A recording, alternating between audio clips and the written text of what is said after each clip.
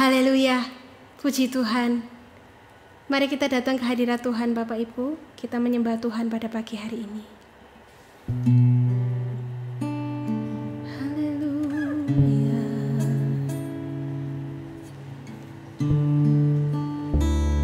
Oh, haleluya.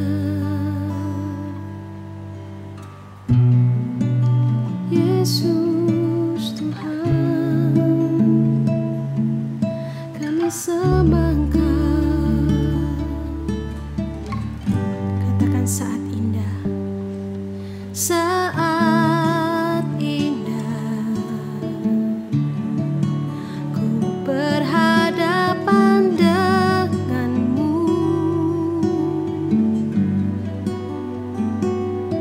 memandang wajahmu, Yesus kekasih jiwaku.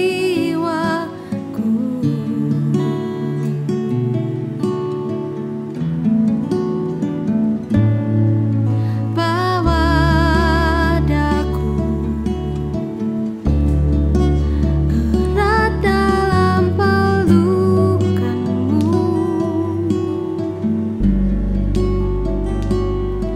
menikmati kasih dan indahnya hadirat-Mu.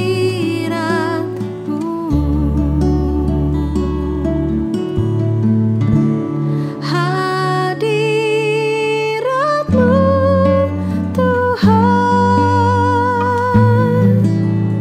ku rasakan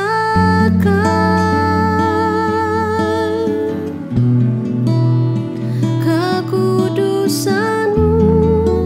Bapa, penuhiku.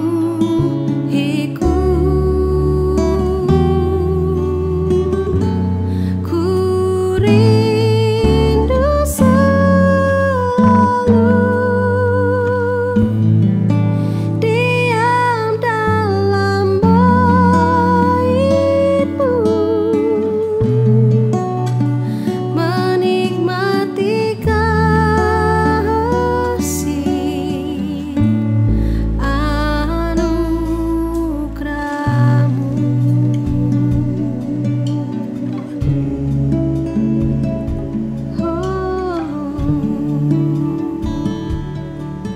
Saat indah,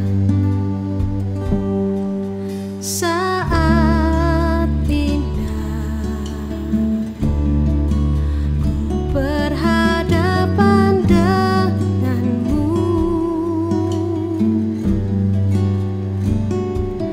memandang wajahmu, Yesus kekasih jiwaku.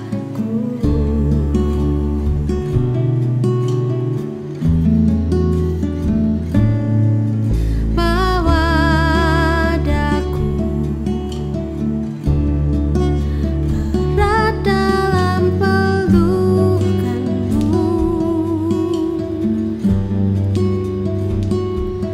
menikmati kasih dan indahnya hadirat-Mu. Hadirat-Mu, hadirat-Mu Tuhan, ku rasakan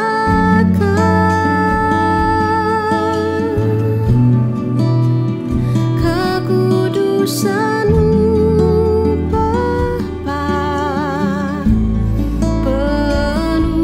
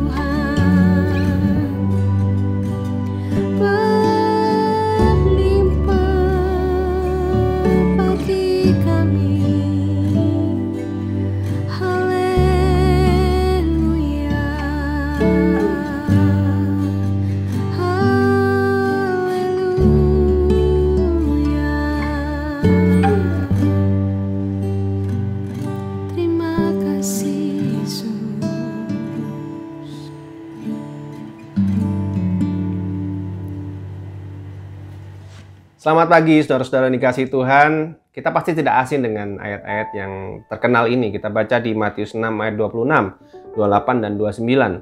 Pandanglah burung-burung di langit yang tidak menabur dan tidak menuai, tidak mengumpulkan bekal dalam lumbung, namun diberi makan oleh Bapamu yang di sorga.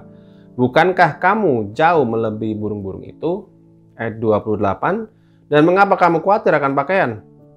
Perhatikanlah bunga bakung di ladang yang tumbuh tanpa bekerja dan tanpa memintal. Namun aku berkata kepadamu, Salomo dalam segala kemegahannya pun tidak berpakaian seindah salah satu dari bunga itu. Nah saudara-saudara, ayat ini tidak mengatakan bahwa kita tidak perlu bekerja seperti burung atau bunga bakung itu. Tidak saudara. Tapi di ayat 26 Tuhan Yesus memberi kita alasan kuat kenapa kita tidak perlu khawatir. Nah, Tuhan Yesus mengatakan, bukankah kamu jauh melebihi burung-burung itu? Nah, apa lebihnya kita dari burung-burung itu, saudara-saudara? Apakah karena kita anak Tuhan yang sangat dikasihi, sangat disayangi oleh Tuhan? Bukan, saudara. Kelebihan kita dari burung-burung itu adalah kita bisa menabur, menuai, dan mengumpulkan bekal dalam lumbung. Artinya, kita bisa menabur itu, kita bisa bekerja, ya kan? Tuhan sudah memberi kita talenta, hikmat, kepandaian, juga orang-orang di sekitar kita untuk kita ajak bekerja sama. Juga di Ulangan 8 ayat 18 dikatakan Tuhan memberi kita kekuatan untuk memperoleh kekayaan. Nah, yang kedua kita bisa menuai. Maksudnya kita bisa menuai dari hasil dari pekerjaan kita asal kita bekerja dengan baik. Yang ketiga kita mengumpulkan bekal dalam lumbung. Artinya kita bisa mengatur keuangan hasil dari pekerjaan kita itu, saudara-saudara. Jangan boros. Menabunglah supaya kita tidak mengalami kekurangan. Nah, jadi di ayat 26 ini Tuhan Yesus justru mengingatkan kita bahwa kita bisa bekerja, bisa menuai, bisa mengatur keuangan sehingga kebutuhan kita bisa tercukupi. Nah, bukannya kita tidak bekerja seperti burung atau bunga bakung, bukan, saudara. Nah, ini adalah bentuk keadilan Tuhan untuk semua orang. Nah, semua orang, baik orang percaya maupun tidak percaya, pasti mendapatkan sinar matahari yang sama, hujan yang sama, udara yang sama, semuanya dapat. Begitu juga dalam hal finansial. Kalau kita ingin mendapatkan uang untuk mencukupi kebutuhan kita, maka kita harus bekerja. Ya, buktinya ada orang-orang yang tidak percaya, tapi lebih kaya daripada orang-orang yang percaya. Ya kenapa? Ya karena bekerja, saudara. Mereka juga bekerja dengan halal. Nah, ini keadilan Tuhan untuk semua orang, saudara. Nah, lalu apa bedanya kita dengan orang-orang yang tidak percaya itu, saudara? Kita maju ke ayat 28-29. Dan mengapa kamu khawatir akan pakaian? Perhatikanlah bunga bakung di ladang yang tumbuh tanpa bekerja, tanpa memintal, namun aku berkata kepadamu, Salomo dalam segala kemegahannya pun tidak berpakaian seindah salah satu dari bunga itu. Nah, saudara, kalau kita baca dalam kitab Pengkhotbah pasal 2 ayat 4-10, di sana ditulis Raja Salomo itu bekerja keras sehingga ia menjadi lebih besar dari semua orang yang pernah hidup di Yerusalem sebelumnya. Berarti dia juga lebih besar daripada Daud ayahnya.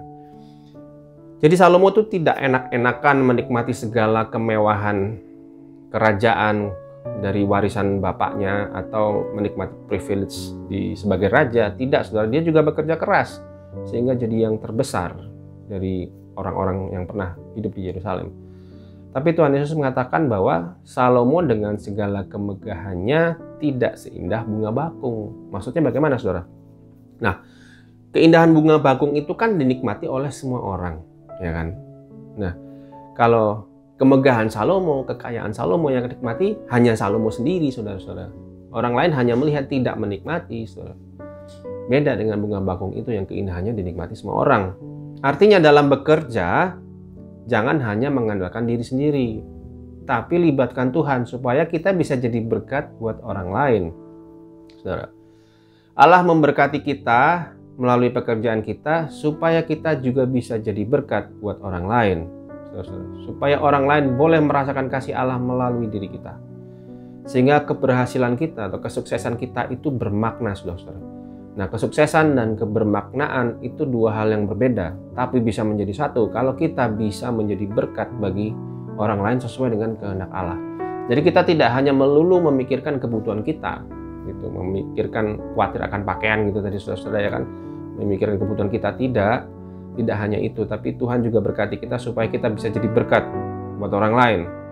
Nah, Salomo itu pada masa tuanya tidak mengandalkan Tuhan lagi, saudara. Dengan segala kekayaannya, dia membuat bukit-bukit pengorbanan untuk ritual agama istri-istrinya. Jadi hatinya udah terpaut oleh istri-istrinya yang tidak percaya Tuhan. Sehingga Salomo tidak mengandalkan Tuhan lagi, tapi mengandalkan kekayaannya. Ya tentu saja hal itu tidak menyenangkan hati Tuhan, saudara. Banyak orang yang bekerja hanya fokus kepada uang demi kepuasan atau kebutuhan pribadinya saja, tidak mau jadi berkat untuk orang lain. Mereka tidak mengandalkan Tuhan, tapi mengandalkan uang, saudara. Semakin berambisi untuk mendapatkan uang yang jauh lebih banyak, sehingga hidupnya dikuasai oleh mamon, bukan dikuasai oleh Tuhan lagi, bukan mengandalkan Tuhan lagi, tapi mengandalkan mamon, saudara. Nah, Tuhan ingin kita menjadi seperti bunga bakung, menjadi berkat bagi banyak orang. Inilah keindahan berkat Tuhan, saudara. Bisa dinikmati oleh semua orang. Nah, itu sebabnya Matius 6 ayat 33 Tuhan mengatakan, tetapi carilah dahulu kerajaan Allah dan kebenarannya, maka semuanya itu akan ditambahkan kepadamu. Nah, kita mau memprioritaskan Tuhan, kita mau meneliti, mencari kebenaran firman Allah, kita mau bekerja dengan memegang prinsip-prinsip kebenaran firman Allah, sehingga kita bisa menjadi berkat bagi semua orang. Dalam bekerja kita bisa memuliakan Allah, dan Tuhan akan menambahkan semuanya itu melalui pekerjaan kita. Yang memang setelah melalui pekerjaan kita, karena duit nggak jatuh dari langit. Jadi saudara, kalau kita mengalami masalah finansial, maka ingatlah, yang pertama, jangan hanya berdoa minta berkat, saudara, tapi mintalah kepada Allah Roh Kudus untuk memberi kita hikmat sehingga kita mengerti apa yang bisa kita kerjakan untuk mengatasi masalah finansial itu. Dan minta Allah Roh Kudus untuk memimpin kita dalam bekerja supaya kita bisa menjadi berkat dan memuliakan Allah melalui pekerjaan kita. Ya, pasti dalam proses menyelesaikan masalah finansial itu, Allah juga memproses kita menjadi pribadi yang lebih baik lagi. Saudara-saudara, kita lebih disempurnakan lagi. Kita hidup seturut dengan kehendak Allah, kita menjadi berkat bagi banyak orang, sehingga orang lain boleh mengenal Allah melalui kita, melalui pekerjaan kita.